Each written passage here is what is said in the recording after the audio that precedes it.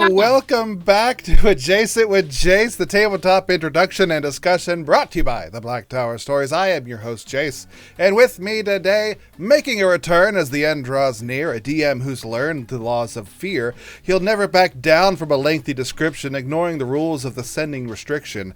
As the book closes on his recent story, a new one opens with hopes of glory. To continue to drag on would be rather barbaric. Welcome in now our DM, Eric. Hi! It would have been a perfect intro had someone not yelled the moment we came on. Congratulations for ruining it. I have to, cause shit. It's what I do. Well, I'm glad we could show back up. Today's lunch special is leftover soup. It is. And that's mostly because it's like we're getting to the point of the campaign where we know we've got a lot of like new stuff coming up, and we don't want to like cook a whole bunch of new food because that will just get left over. So we're hastily trying to eat everything that's done, so that way we don't have any food left in the pantry. That's a good analogy for I have leftover soup at a house, and that's what was actually for lunch and dinner. So, but yeah, good way to cover it up. Yeah, great job. Oh, okay, all right. Trying to help you out. Great, you're really good at it. That's the descriptions and things. Well, thank you, Eric, for showing back up here. It's been now 74 episodes of this, all the way through the campaign, which will probably end the whole campaign with 75 episodes of Adjacent with Jace, compared to the 130 sessions. So, kept up there pretty good. You suck. Well, ideally, we should have a lot more of the other one, too, but, yeah. Yeah, well, I guess that's not really all that horrible, because we're really only supposed to do it twice, so we do it half as often. So I guess we're 74, 75. You're really only a handful of episodes off. Yeah. Well, thank you for showing up. Very important. Yada, yada, yada. Mm-hmm. All that jazz. I did not cancel it last minute. We'll start with my regular question of anything you want to talk about right now that's not on the pre list of things I gave you. Yeah, you sent me the script. I know my lines. So, no, not really. I mean, I don't necessarily know that anyone cares, like, what the plans are for next campaign or for programming or anything. So, and plus, I know we'll probably get into at least some of that throughout. But, no, nothing I particularly care to talk about. I'd be interested to see whether or not we get through everything on your list. Let's just jump right into what I have. And Baldur's Gate 3 getting played by Black Tower Gaming has been going on for episode 12 or 13 or something. And so how do you like the joy of being able to play something consistently without having to be in charge of running it?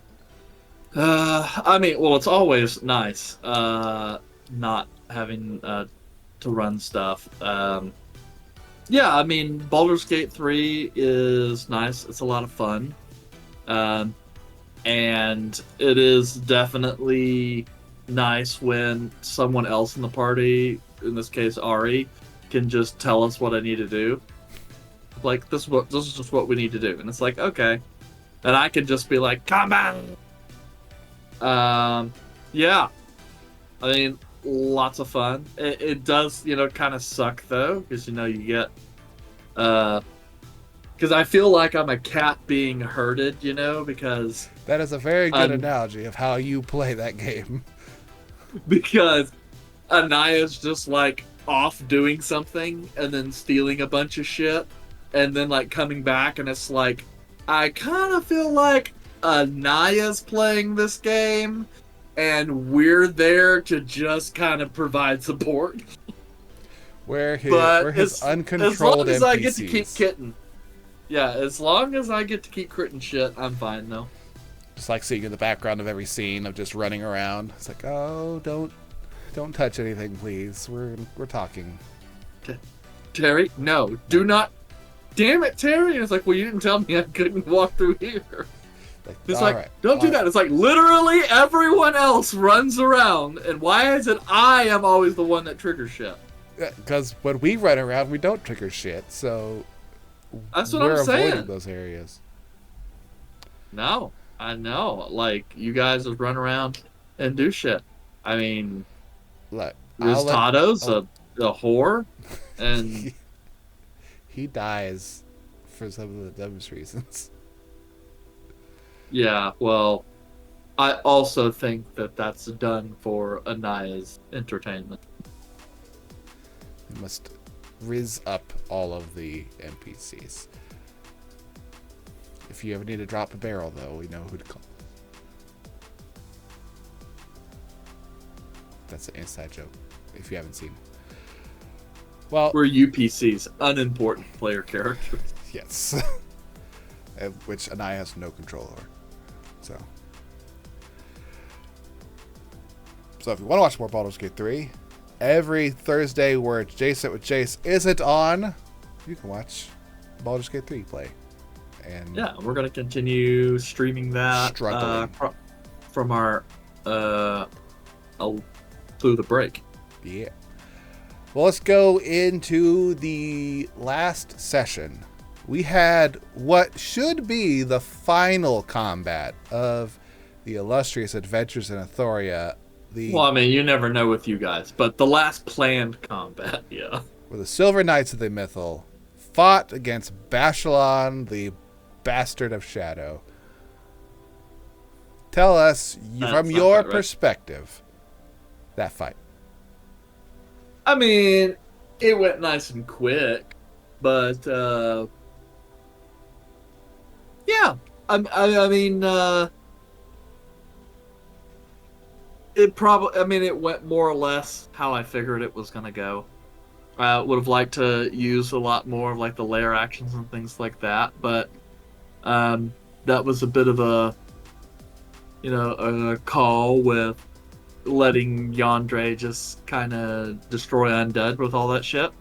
I was like, well, okay, I mean, that's interesting, and it gives a little bit of power, and I feel like everyone more or less got to do something, got to contribute in some way, even if it's Caleb doing counterspell, Yandere noping shit, Volred getting final kill, and Izal mostly got ignored, kind of. I was consistent the entire time. I don't know. I don't draw the attention that 100 damage and crit smite can do. Yeah, that's true. But, I mean, obviously it would always be nice if it was more lethal. But, that's fine. You guys are kind of OP. Nah, I just think we're too strong for Bashalon.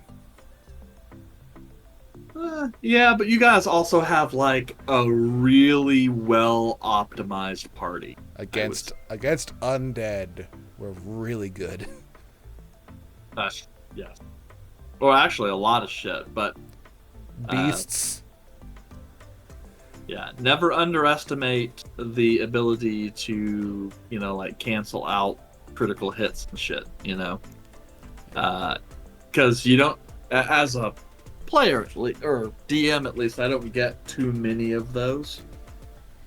But yeah, I mean, there's definitely some things I could have done better, but it's a nice thing to add to the list of stuff to do better next campaign. I would say a shout out to Dopey Iceman from the DFW Critter Crew who just dropped by the chat. We're talking about the final combat we just had in our last campaign, and it was an ending of a story, and just trying to pick the DM's brain here on what his thought process was, because I mean, you have a paladin dealing crit damage on the undead. I crit the thing, and I do stuff to undead, and then just a ton of extra damage, and there's a cleric in the party. From my perspective, what I was expecting I thought Bashalon was going to do was I thought he was going to call for reinforcements. I thought he was going to bring in some other shades to make it a more somewhat even fight, but I guess his pride might have prevented that. Well, so there's part of that, and then the other thing is Bashalon is the chief, the high priest of the Shades of Cavail. So there really isn't anyone higher than him. And honestly, the Shades of Cavail, not a lot of people in that group, to be honest. It's kind of a really small, dark brotherhood. Well, they lost one of them. They joined the party with Volred. Yeah, so there really just isn't a whole lot of... there really isn't anyone. I would like to say you're welcome to Volred for me letting him get the last hit on Bashalon. Because I was right there. I'm like, you can go ahead. It was his kill. He should have gotten it. So, voila. Yeah, well, he gets to have it, and that's nice, I guess, and he'll hopefully enjoy it. He won't even bring it up. It was important to us all, but whatever. We're different people. So the final combat done, unless we just do something stupid. But let's move on to our next little subject here. That is the open stories at the end of a campaign. Now, you've read the preamble. You probably thought this was open stories for like an open world concept. This is actually about, there are plot threads in your campaign that we just ignored or didn't go and touch. And we're at the end now of this campaign. How do you deal with none of this stuff came up again? It was brought up. It was something you thought was going to be important, and now it's just kind of fell flat. Can't bring it up now. Okay. Yeah. Not in the same campaign. So I know we talked previously about moving forward with us doing something like mini campaigns and one shots to kind of round out some of these threads, which I think will also be kind of nice because then you won't have a whole bunch of other shit noise wise there. It's like, hey, you guys are going to get together at some point in the future, catch up and see what all the the characters have been up to, and you're here to focus on one very specific task, and this is the only thing on your list, and you don't have to worry about the Shades of Cavail being out there somewhere, or oh my god, is someone from the Mages Council spying? Yeah, the Wild Hunt spying on us or trying to kill us or something. So that I think will be nicer. It will so it'll allow us to. So the way I look at it is, we're saying, hey, look, the initial adventure is kind of done. Now it's the group potentially. We'll figure out on Tuesday. Now it's potentially the group kind of separating a little bit to go and do their own thing, for a little while, and kind of handle some of their own personal goals, and hopefully we'll get to see some of that stuff coming in. As for the other major plot lines, it just means that eventually, if and when we ever get back to Euphoria in another campaign or something, then we can maybe focus more on some of those aspects of the campaign that we didn't get to touch on, and hopefully I'll get to reuse some of those plot threads. Which is one of the reasons why, when we're going back to Ashgar for next campaign, I am intentionally keeping it's not going to be all of Ashgar. It's a region of Ashgar that this campaign will take place, so that way you guys aren't trekking all over the place. Let's take a boat for 4 months. Find something to do for 4 months. It's a lot harder to do that when you're on land. True, but I mean, there will be. I imagine some of that because I do want there to be more downtime, only for like people actually writing spell scrolls or crafting equipment or gaining renown or contacts or things like that. But I'll discuss that kind of stuff in the primer whenever we share that stuff out. Were there any of the plot threads in this current campaign that you're really hoping we're going to hit? You're not sure if we're going to get to there on like a one shot because the character level is kind of too far. And you're like, if we come back to Ashkar, I don't even know if I would even do that. Like, what was something out there like, hey, we didn't hit this point. We kind of wanted you to hit this. Yeah, I mean, I thought some of the Charles Grimvane like pirate shit would be cool, and I definitely expected there to be more with the Mages Council. But after that like first deal, it's like I vaxxed you guys against the Mages Guild because you were like Lyceum, whatever. No, stay as far the hell away from that as possible. But some other stuff that like could have come in that didn't, and I'm actually a little excited about, is you guys didn't actually get to visit Alestri, any of the Elven lands there, even though there was definitely an opportunity for you guys to.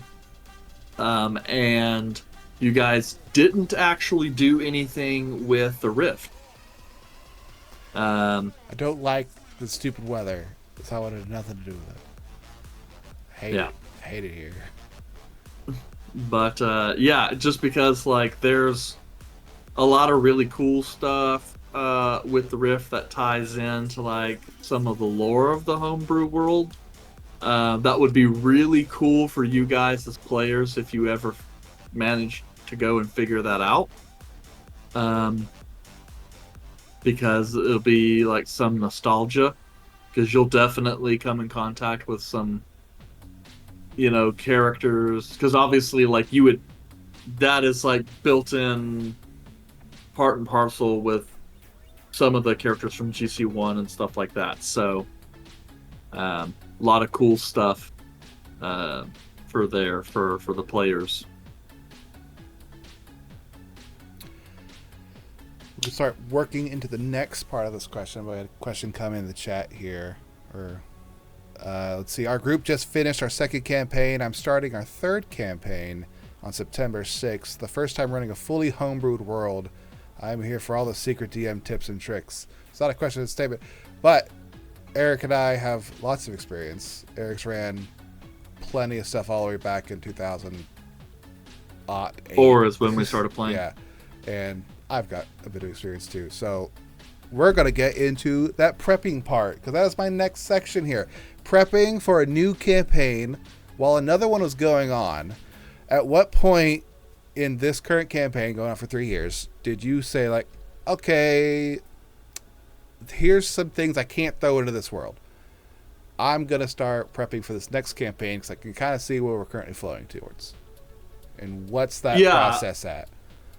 So the one thing that I really wanted to avoid was the issue where myself or players start disengaging from the campaign. So I specifically tried not to discuss the idea of the next campaign or the break, or if I did, kept it really short and matter of fact and didn't try to go into too much detail, because I didn't want people to start looking forward such that they stopped paying attention to the current campaign. I didn't want people to check out. But as far as thinking about stuff for the new campaign, I always have kept lots of ideas for like potential quests and things like that. And the seed for this next campaign is one that I had thought of as a potential campaign starter in the past, and just kept coming back top of mind. So I said, this is probably a good campaign to try that idea out. And that idea had baked in a lot of stuff that I wanted to do as far as character creation for this next campaign, so it just felt right.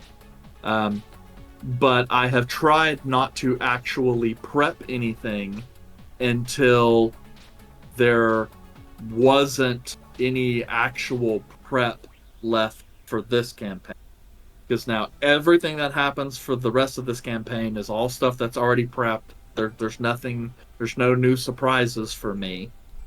Unless you guys, I don't know, start a whole bunch of shit up. Options. Who knows? And so then it's like, okay,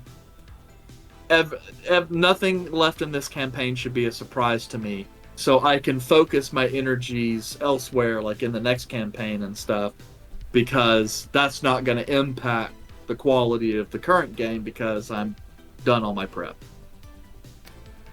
It kind of piggybacking up there because I'm going through also like a 3-year campaign that we're working on, and I know there's an end point in the whole, and I'm already got the process of like, when this campaign's over, what do I do for the next one? And my thing, it's also in the same world that I'm currently building on, and I found myself in situations like, I don't know how this current story is going to go on, how it's going to end, and it can go in very drastic ways, and depending on some of the plot points in your campaign that you did, like, it could drastically affect the entire world in some instances.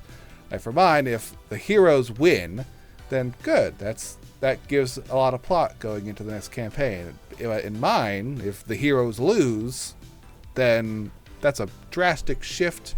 And I've already told the parties, like, if you guys, there's not going to be a build another character to try to solve this problem. This is your shot at doing that. So don't go into this. If you guys TPK, next campaign is you guys dealing with the world being destroyed. Like, yeah, like I said, it's like if you guys lose, it's like, oh, well, our next party takes up after. It's like, no, you're past that point. We pick up 10 years later when everything is destroyed and everyone curses the name. It's like, oh, those false heroes.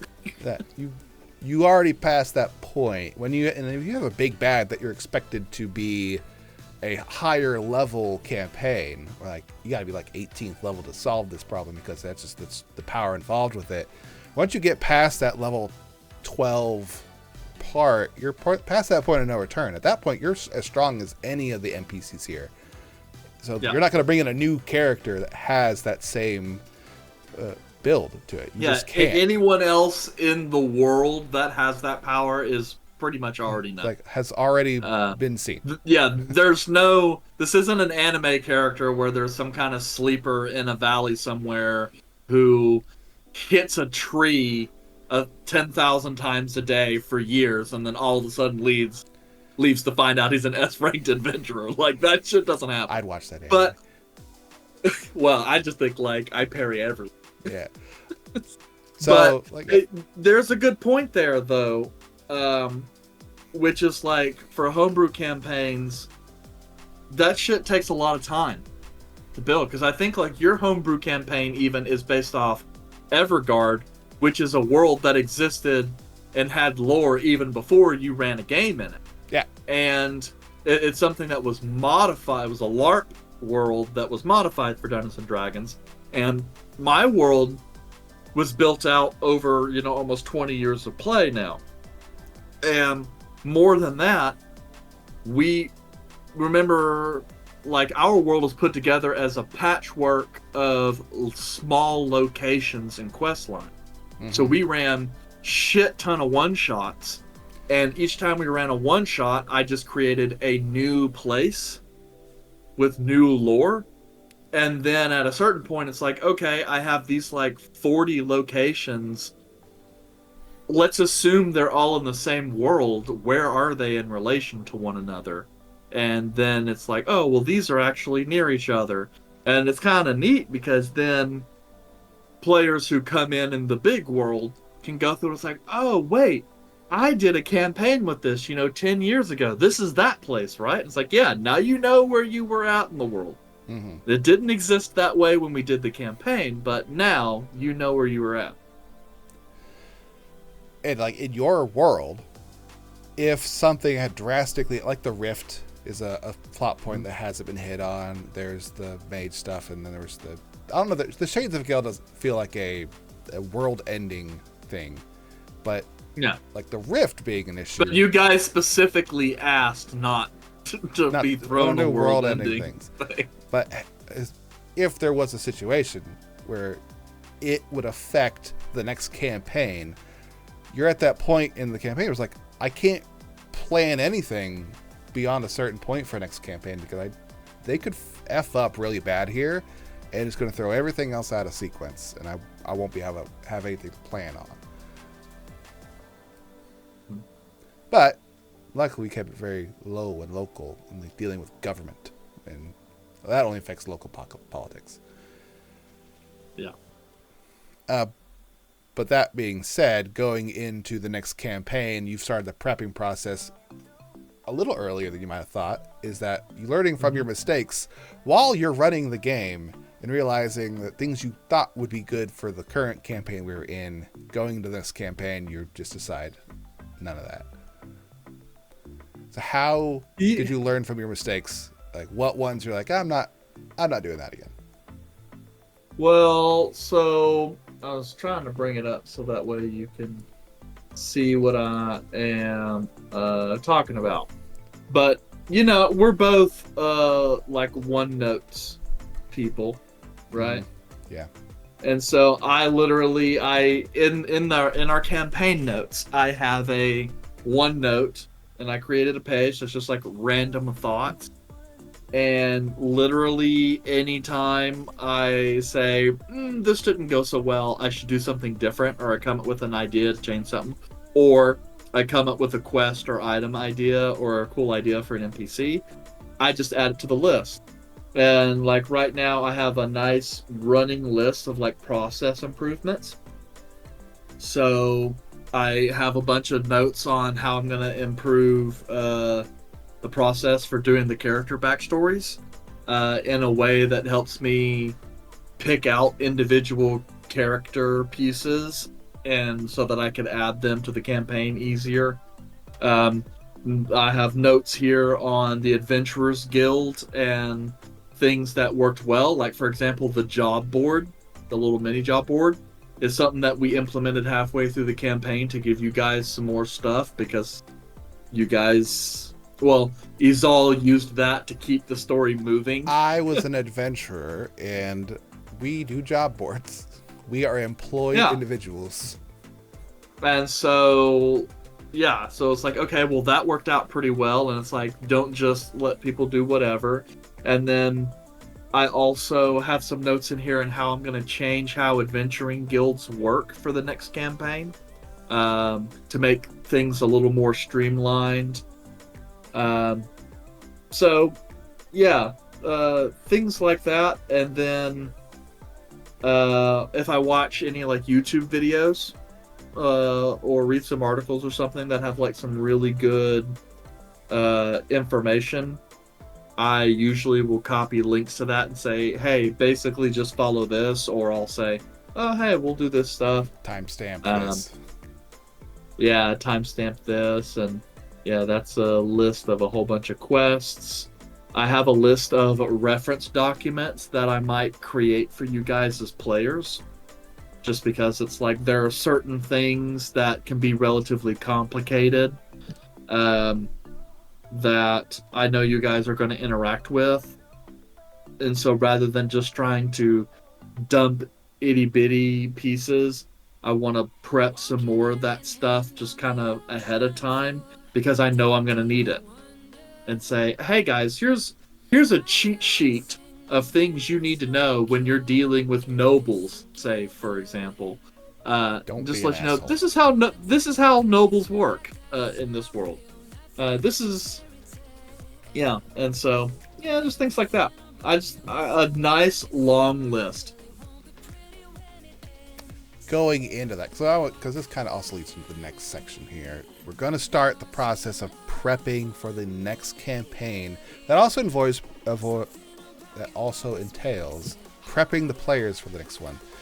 Going into this campaign, we had essentially the same group we had in our previous one that was also for 3 years. We brought in Rab, who's playing Vol Red, our assassin. Never played before except for one shot.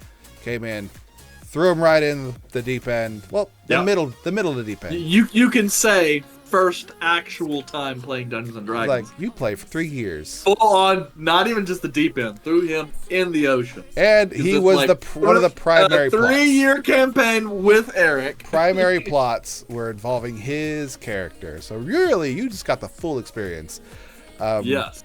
Do you, clearly, you don't feel like you prepped the players going into it well enough, or you didn't think you got that feedback enough. What is your primary function of what this is what you're definitely changing this aspect of how you're prepping them? What's like definitely character campaign stuff, because here's the deal. And this was an issue with the last campaign we did pre-stream. Changing characters out mid-game is always sloppy, and it never really works very well. And so another thing that I've kind of struggled with is when players go and they give you a backstory, but there's really not a lot there, or they give you way too much. I know I have this issue with one of my players in the current campaign, and the next campaign will be already given me some provisional background information that has way too much detail in it. It's like, bro, you've basically already given me the plot twist to your own character. We can't do that. Yeah, it's just like, you can't be... Yeah, it's like, this is shit your character's supposed to learn as they go through. But then, also, I didn't do a good enough task this time of identifying specific story beats and NPCs and important points in the character's backstory, and then making them relevant in the game. Which, is a bit of a problem. Now, obviously, I got to use more Volred stuff, and part of that's because... I think that was also because you didn't have anything else really to go off of other people. Yeah. And that's even worse when, like, you've got Yandere. Because, like, to this day, I still don't really know anything about how Yandere got his ghost buddy.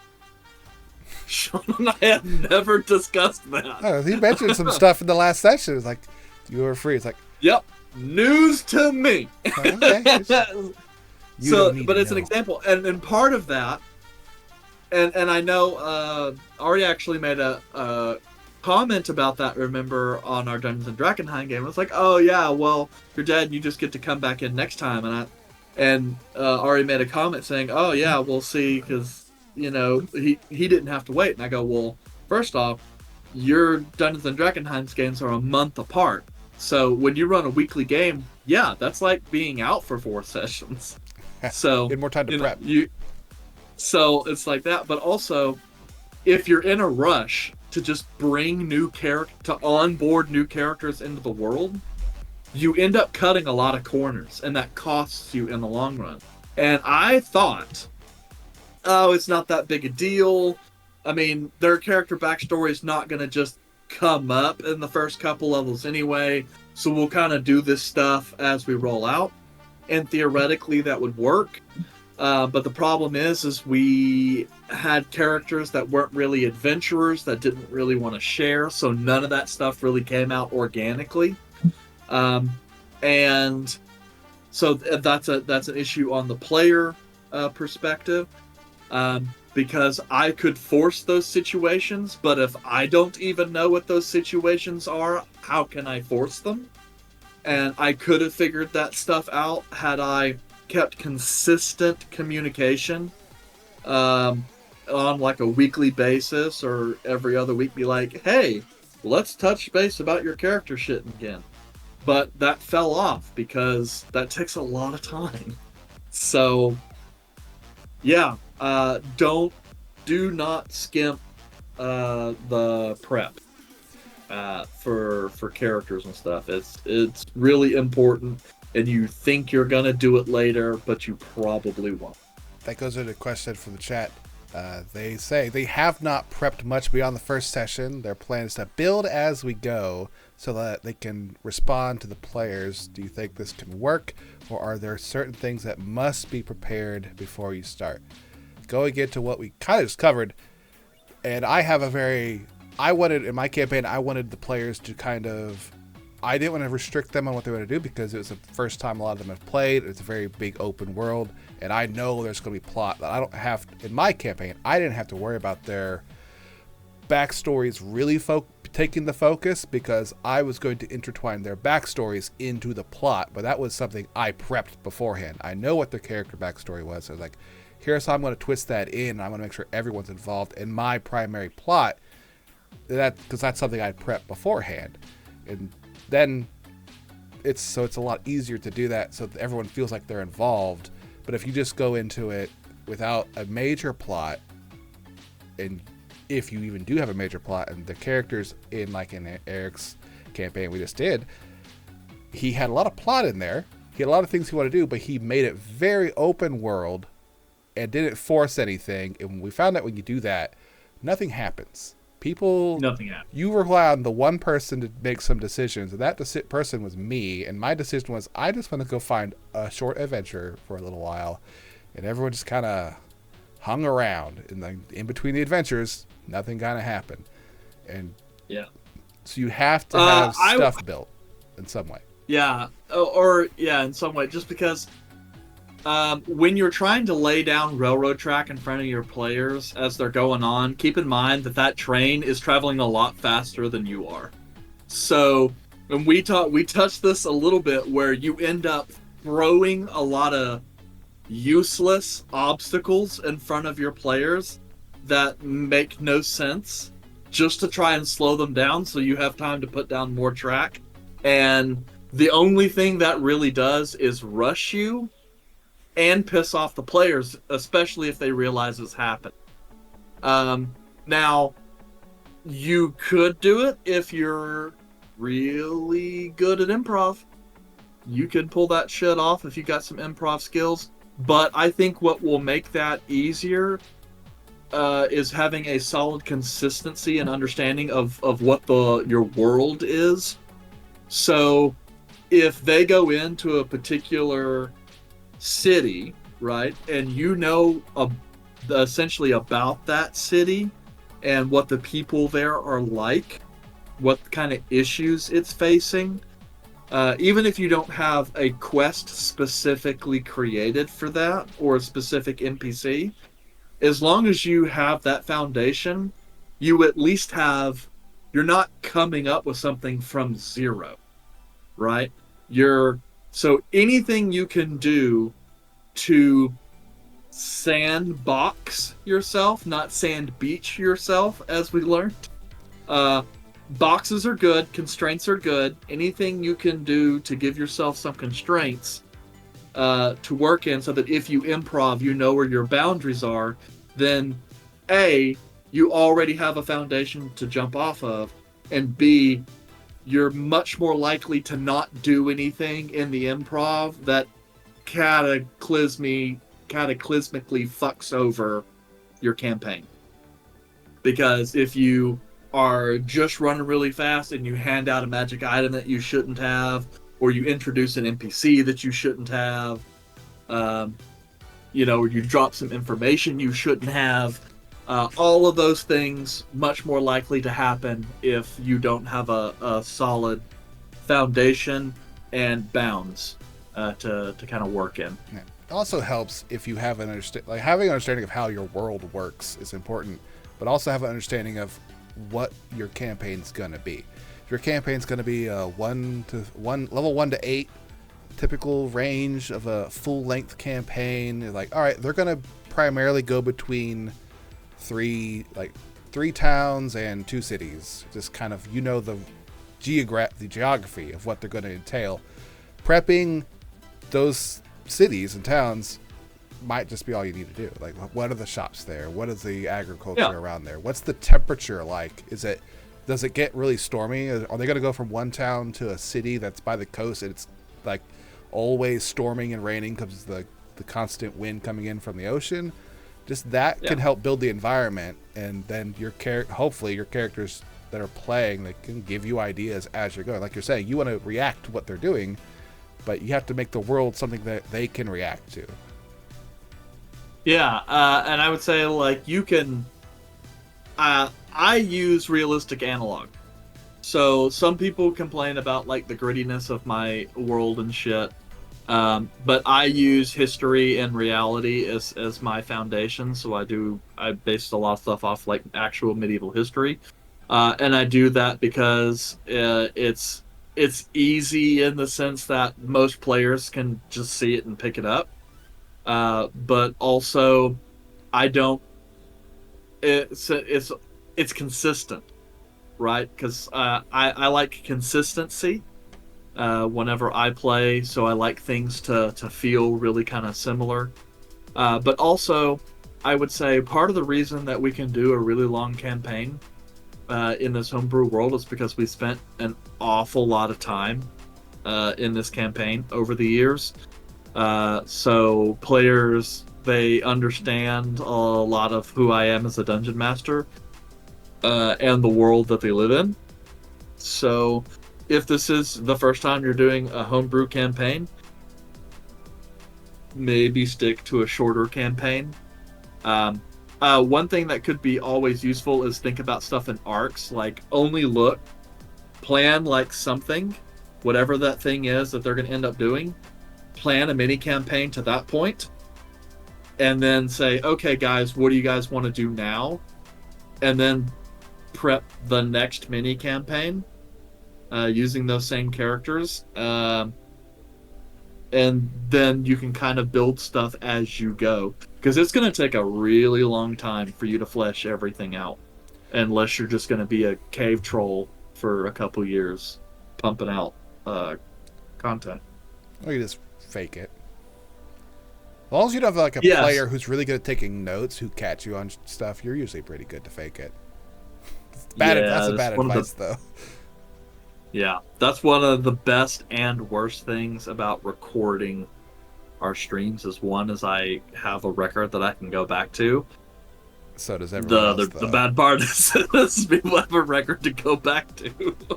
I'm pretty sure he said like last campaign, and it's like, I'm pretty sure you said it was 25 gold. I said, no, I said it was 75 gold. No, my notes say, I don't care what your notes say, I say it's 75.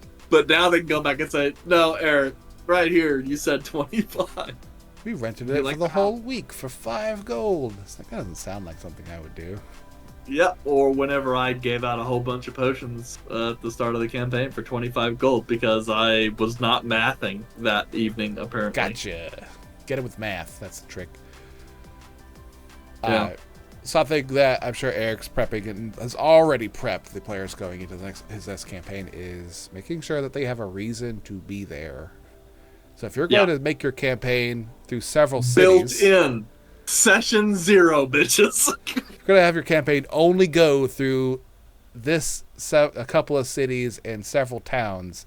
Make sure that you pre-stream. Make sure your players know that their characters are not going to the Astral Sea.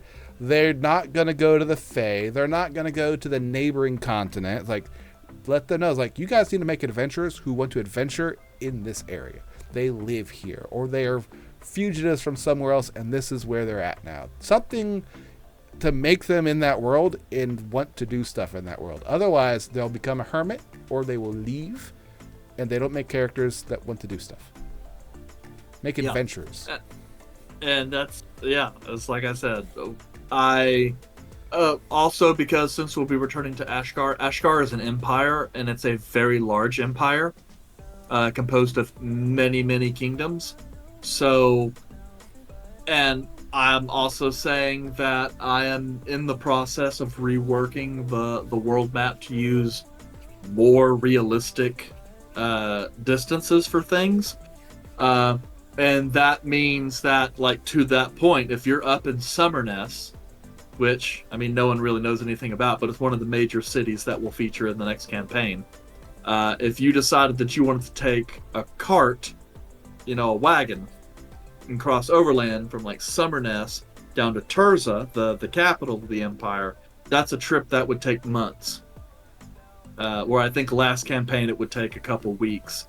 So at that point in time, that took like 4 weeks in game. Out of traveling, it took 4 weeks, and we did not role play 4 weeks because that was going to take forever. Right, but just the point being is the Empire is going to be large, and so possibly for that, basically everything is getting zoomed in, and now it will be Northern Ashgar or the Vamidian Heartland, and we'll be playing in a region, not the whole Empire.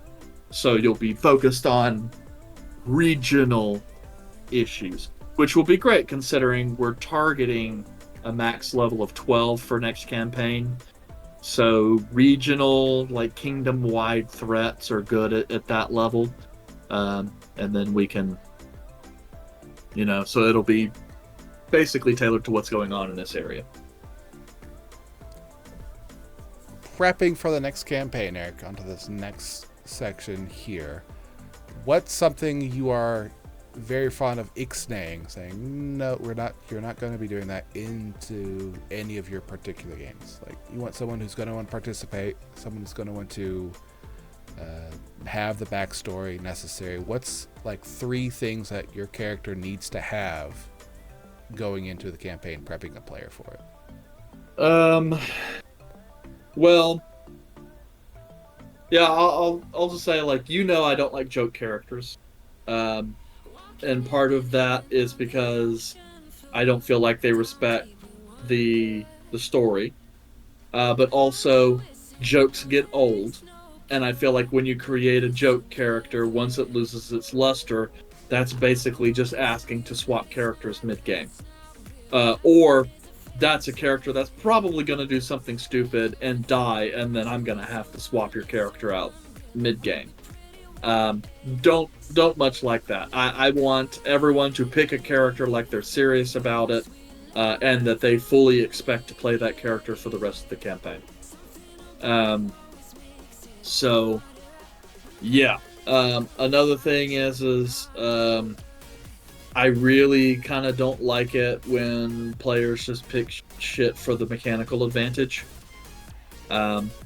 Honestly, I've softened on that just a little bit because we had that issue with Arthur, which I know we could have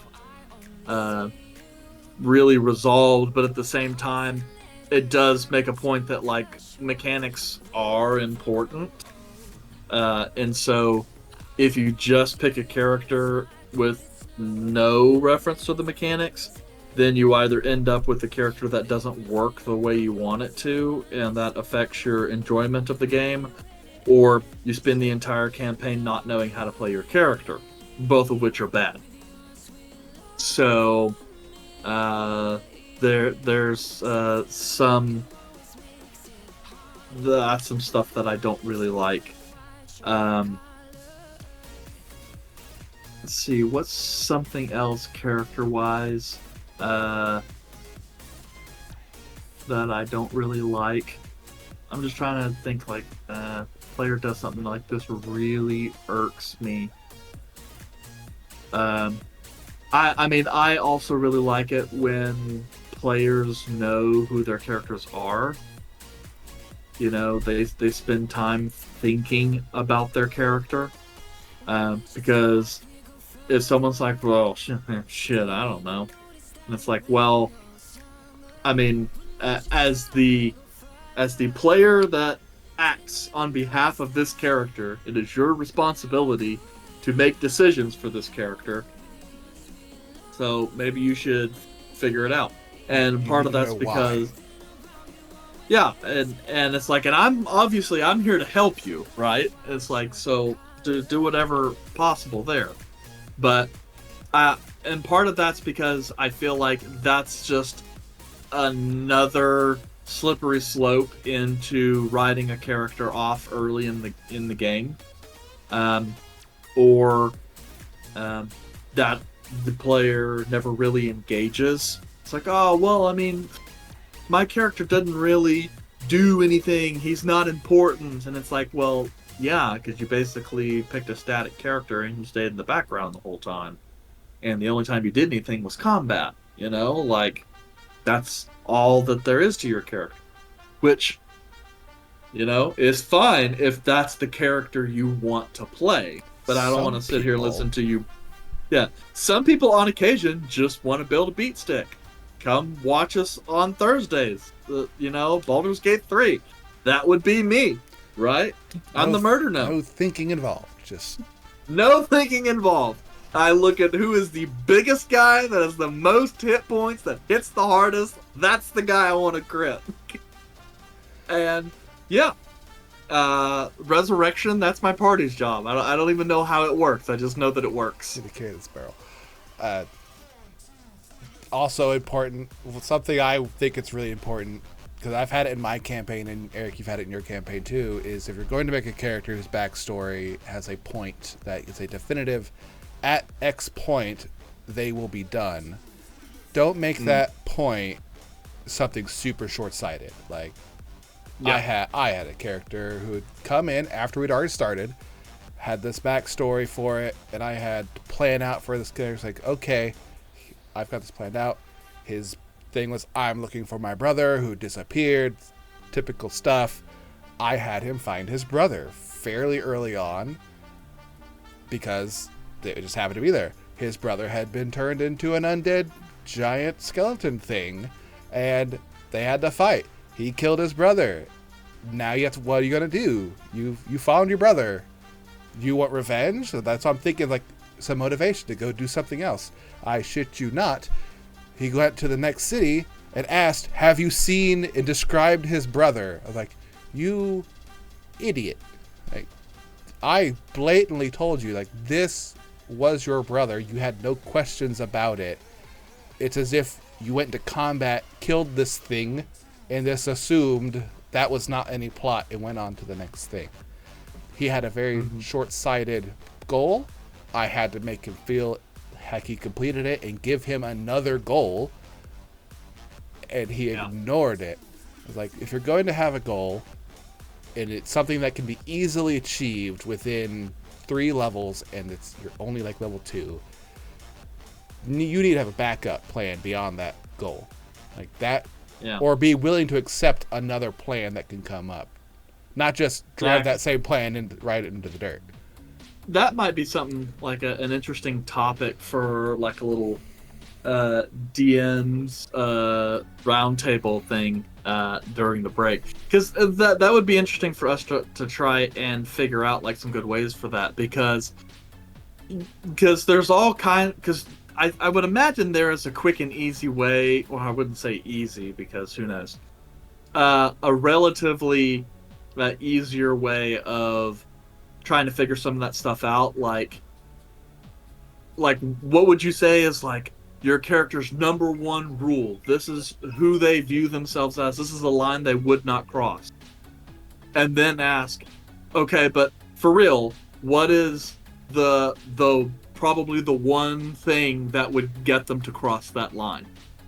And then it's like, okay, well, you have this goal, and you think that when you achieve this goal, this is it for you. That's your magnum opus. You've peaked. But what is something that you think in your character would be an even higher calling? Because it'd be one thing if you go through all of this effort and you finally find your sibling, your long sibling you've been looking forever, but the world is going to shit and you're a hero, and it's like, look, I found you. I'm happy I found you. I love you. But the world's going to hell, and now that I found you, I need to make sure that we both survive this. So I'm going to need you to hold off to finalize this reunion until after I go take care of some shit. Yep. And so yeah, in terms of like what's lines you'd never cross, what things would actually make you cross those lines, what is that goal, what might make you give up on that goal, and assuming there was an even higher goal, what would that be? And again, you don't necessarily need to know all of that stuff right off the gate, but I do think those are ways that would really help people understand. And if you know, because the player has told you that this is my goal, but this is his potential, right? This is like, in the right circumstances, this would get him to look beyond the immediate goal. Then at least you could start building in that scenario.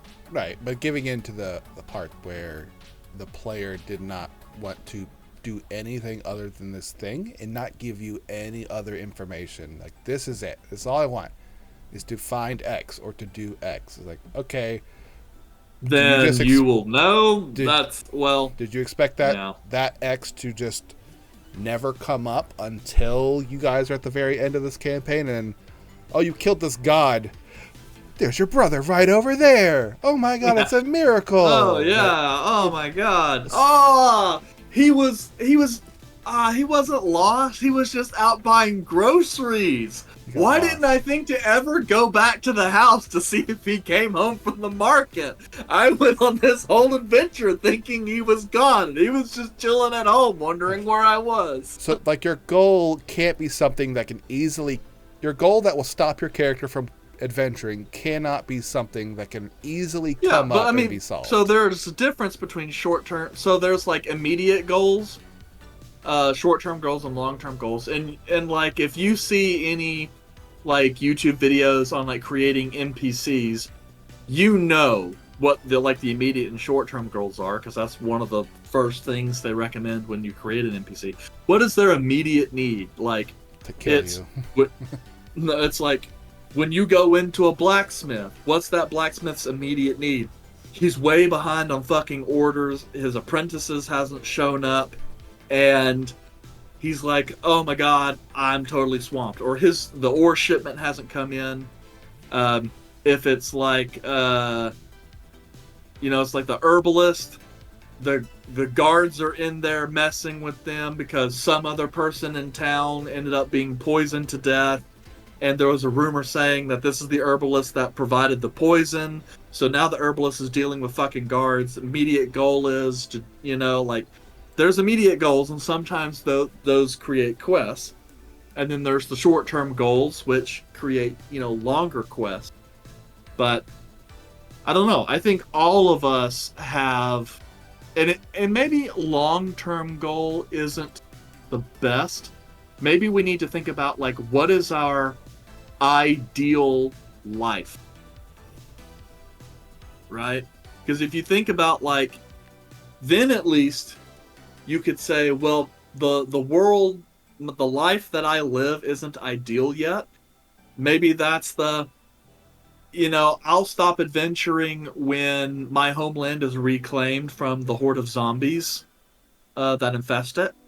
And so my long-term goal is to take care of that, so that way I can return to my family home. So if they have some kind of goal, it should be long-term, and there needs to be a list of things in the way that they're like, well, no, one day, but I have this other shit that's more important first. Well, we've covered a lot of stuff, getting ready to prep for another campaign. While going into there, Eric, I need you to do one more thing for me. Can you roll me a D100? No! This is the worst. 69. Nice. Ironic. And unfortunately, that wild magic surge with amazing power has cost each creature within 30 feet of you become invisible for the next minute. The invisibility ends if they attack or cast a spell or drop a barrel near an enemy. So use that however you would like. But Eric, thank you for showing up for this amazing leftover soup episode as we delve into what the prep is for the next campaign. I hope everyone learns something about the many traps of running a long campaign, that you just have to deal with some of the worst possible procrastinators. Yeah. But I mean, it's like social skills. I mean, you're never really done learning. It's juggling a whole bunch of plates, so I would just say invest in as many systems as possible. to allow you to keep as many plates spinning as possible with the least amount of effort. Yeah. Well, we will be back next Tuesday at 7 o'clock for the finale episode of The Adventures in Athoria, Chapter 131, I think. Combat! And we'll see how those party members go on about their lives until the next one shot. And then join us next Thursday for another episode of Adjacent with Jace, as we will have a whole new episode. We'll cover all kinds of new topics. So I'd like to thank you all for coming. I really have to go. I hope you liked watching this really crappy show. So please like, follow, and subscribe. That's what I'm supposed to say. But as always, we'll see you next Tuesday. Good night. Bye-bye. Good night, everyone. Bye-bye.